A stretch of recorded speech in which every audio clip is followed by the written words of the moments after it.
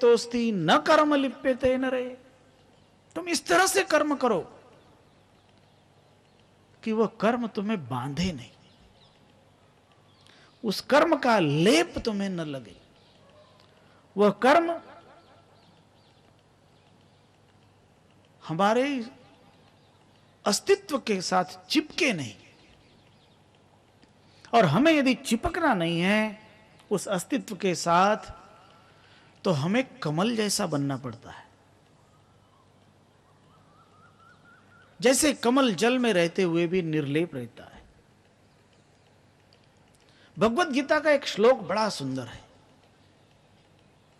पश्यन् शृण्वन् स्पृशन् जिघ्रन् अश्नन् गच्छन् श्वपन् श्वसन् प्रलपन् विसृजन् गृह्णन् उन्मिषन् निमिषन्नपि इंद्रियाणि इंद्रियार्थेषु वर्तन्त इति धारयन् ब्रह्मण्याधाय कर्माणि संगम त्यक्त्वा करोति यः लिप्यते न स पापेन पद्मपत्रमिवाम्भसा।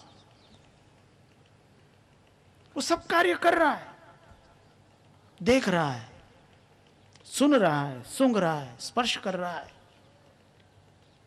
इंद्रियाणि इंद्रियार्थेषु वर्तन्ते इति धारयन्, ये इंद्रियां अपना अपना कार्य कर रही, उसके साथ अपने को न बांधे और संपूर्ण कर्मों को उस अस्तित्व के प्रति समर्पित करके सब प्रकार की आसक्ति का त्याग करके संगम त्यक्त्वा। संग शब्द का अर्थ है आसक्ति। आसक्ति ये दोष है। इसलिए हम लोग जब सत्यनाम भजो इस धुन को बोलते हैं तो उसमें सद्गुरु शांतिदास जी महाराज ने इस धुन को लिखते हुए लिखा है सर्वे संग तजो। वहां जो सर्वे संग तजो में संग शब्द है उसका मतलब है आसक्ति छोड़ो।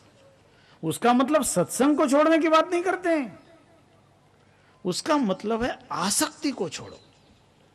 संग शब्द का अर्थ है आसक्ति। और दूसरी बार उन्होंने कहा है फिर कुसंग छोड़ो। पहले तो कहा कि आसक्ति को छोड़ो और खराब संग को छोड़ दो। तो जब यह आसक्ति मिट जाती है, संगम त्यक्त्वा, सारे संग छूट जाते हैं, तब कहते हैं लिप्यते न स पापेन, उसको पाप नहीं लगते। और ठीक वही बात यहां सद्गुरु कहते हैं ज्ञानेन शब्द सारस्य कोटि जन्म कृतम च यत् पापम तु दह्यते शीघ्रम तृणराशिर्यथाग्निना। जिस तरह से घास का ढेर एक अग्नि का कण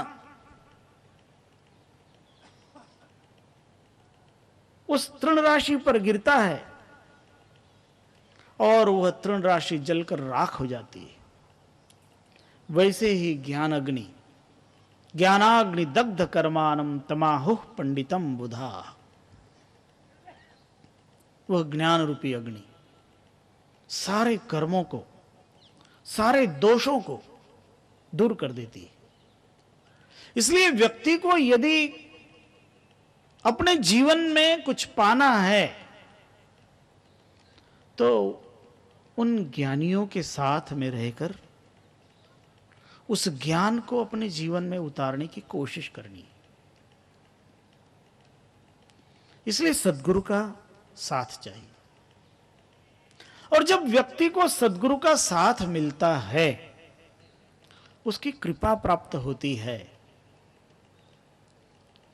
तो उसे सार तत्व मिलता है। क्योंकि सार तो उसी महापुरुष के द्वारा ही मिल सकता है जिसने सार पाया है। जो पाया हुआ होगा वही कुछ दे सकेगा। जिसने कुछ पाया ही नहीं वो देगा तो कहां से देगा।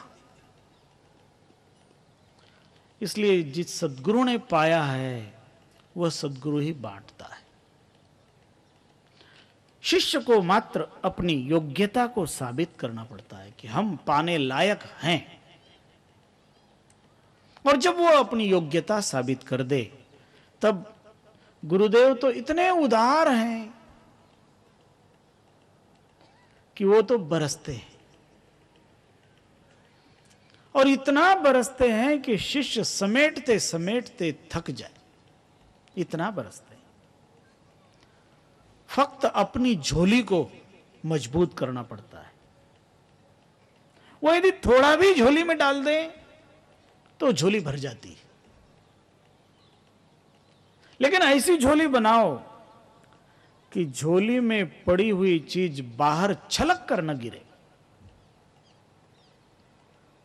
और यह गहराई का अनुभव प्राप्त करने के लिए व्यक्ति को सेवक का भाव अपनाना पड़ता है, दासत्व भाव को अपनाना पड़ता है, उस प्रेम के भाव को अपनाना पड़ता है। दास भाव की अधिक महिमा, सेवा कुंड नहाइए, प्रेम भक्ति पतिव्रत दृढ़ करी, बहुरी न भवजल आइए। फिर लौटने की जरूरत नहीं है, आना ही नहीं पड़ता। वहां पहुंच गए जहां पहुंचने के बाद लौटना नहीं है। यत् गत्वा न निवर्तन्ते, जहां जाने के बाद लौटना ही नहीं, और वहां पहुंचना ही इस जीव का लक्ष्य है। और उस लक्ष्य को पाने के लिए जो उपाय हैं, वे उपाय इस ब्रह्म निरूपण ग्रंथ में क्रमशः बताए जा रहे हैं। अब तक बताए हुए उपाय ये सभी उत्तम अधिकारी के लिए बताए जा रहे हैं। अधिकारी भेद से ज्ञान का विवेचन अलग अलग हो जाता है। इसलिए योग्य अधिकारी हो, उसको यदि कोई बात उसी स्तर से समझाई गई हो तो उसको पकड़ लेता है।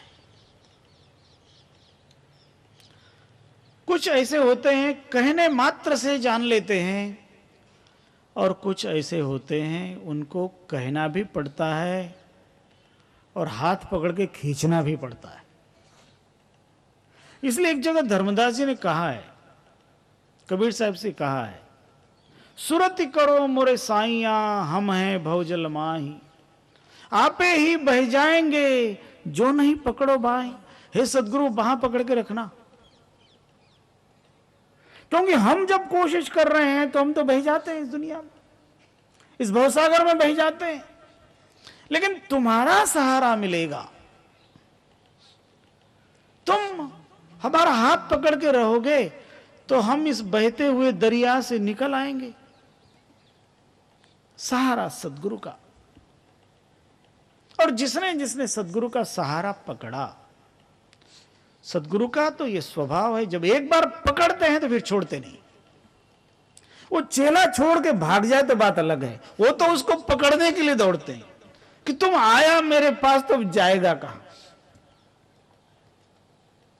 उसको जाने देना नहीं चाहते, उसको भटकने देना नहीं चाहते, इसलिए बार बार उसको कहते हैं, बार बार उसको समझाते हैं। तो ये सदगुरु की महिमा है, और इसलिए हम सबको सदगुरु से निरंतर प्रार्थना करते रहना चाहिए। गुरु बंदी छोड़ दयालु साहिब, सकल मति के भूप हो, तुम ज्ञान रूप अखंड पूरण, आदि ब्रह्म स्वरूप हो। गुरु दीन बंधु दयालु साहिब, करहु मम उद्धार हो। मैं करत दास पुकार हे गुरु, तार तारण हार हो। गुरु तार तारण हार हो, गुरु तार तारण हार हो। सदगुरु से हम ये प्रार्थना करते हैं, क्योंकि सदगुरु उद्धार करने वाले हैं, और उनसे हम ये बारंबार विनय करते हैं, हे सदगुरु, बस आपकी छत्र छाया सदा हम पर बरसती रहे, और आपकी कृपा के इस छत्र के भीतर हम अपने आप को पूर्ण सुरक्षित महसूस करते रहें, क्योंकि आपकी कृपा ही हमारे लिए वह अमर पिछौरी है और उस अमर पिछौरी ओढ़कर हम सुख मंडल में सो सकते हैं।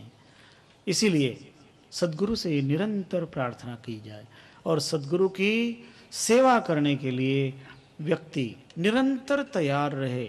तो सद्गुरु बड़े दयालु हैं, वे इतने कृपालु हैं कि करुणा के समुद्र हैं और वे करुणा करते रहते हैं। इसलिए हमें बस अपने आप को तैयार करके उनके श्री चरणों में सौंप देना है। वे फिर देख लेते हैं, वे फिर संभाल लेते हैं। हमारा समर्पण उनको अपने नजदीक ले आता है और उसी समर्पण करने के लिए ही हमारे गुरुदेव ने जब हॉस्पिटल बनाया तो नाम भी रखा समर्पण।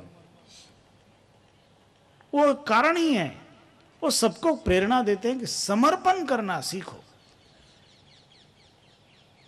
इसलिए मनुष्य के जीवन में महत्वपूर्ण वस्तु कोई है तो वह समर्पण है, और वह समर्पण हम लोगों का पूर्ण हो, यह हम लोग परमात्मा से, सद्गुरु से विनय करें, प्रार्थना करें, और सद्गुरु की कृपा से वह अवस्था हमारे जीवन में जरूर आएगी। इसलिए थोड़ा सा सत्यनाम